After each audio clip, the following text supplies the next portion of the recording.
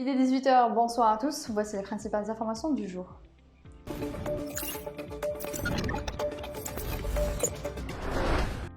Le sommet de l'Union africaine réuni ce dimanche à Addis Abeba a suspendu la décision du président de la Commission africaine, Moussa Faki, d'accorder à l'entité sioniste le statut d'observateur et met en place un comité de 7 chefs d'État comprenant l'Algérie pour formuler une recommandation au sommet de l'Union africaine sur cette question.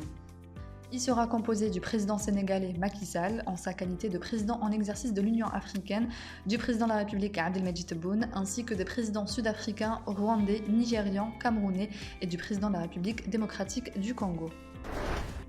L'Algérie a appelé ce dimanche au 35e sommet de l'Union africaine à Addis Abeba à la finalisation du deuxième plan africain de lutte contre le terrorisme, l'activation du Fonds spécial africain de lutte contre le terrorisme, la mise en place d'une liste africaine des personnes et des groupes impliqués de terrorisme, ainsi que la concrétisation du projet de mandat d'arrêt africain.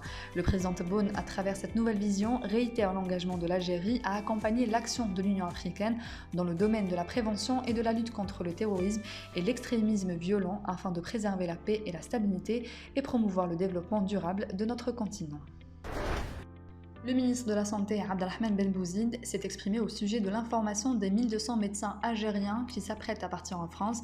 Dans un entretien à Nahar TV, le ministre a expliqué que ce phénomène ne concerne pas uniquement l'Algérie, citant les exemples de l'Égypte et de l'Inde qui voient leurs médecins et ingénieurs partir vers l'étranger. Pour faire face à l'exode des médecins algériens, le professeur Ben Bouzid a jugé indispensable la réforme du système de santé. Dans les hôpitaux, de nombreux médecins ont dépassé l'âge de la retraite et ils sont toujours en poste.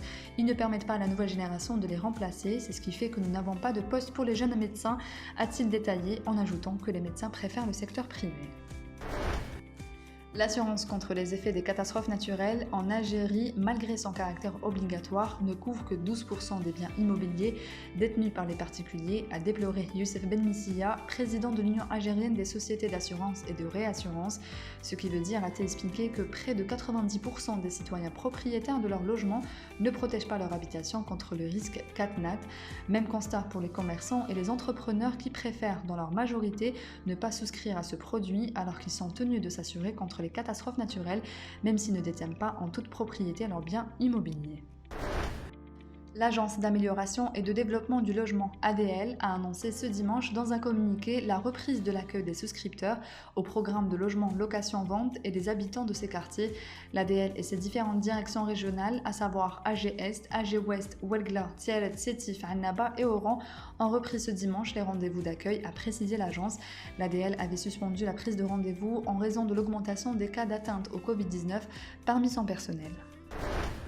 Le président tunisien Kais Saïd a décidé de dissoudre le Conseil supérieur de la magistrature, organisme indépendant chargé de nommer les juges, en l'accusant d'être partial et au service de certains intérêts.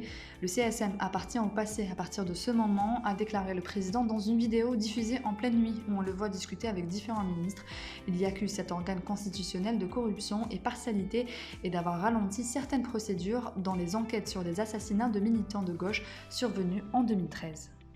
C'est la fin de ce journal, merci d'avoir suivi, on se retrouve demain à la même heure sur nos réseaux sociaux.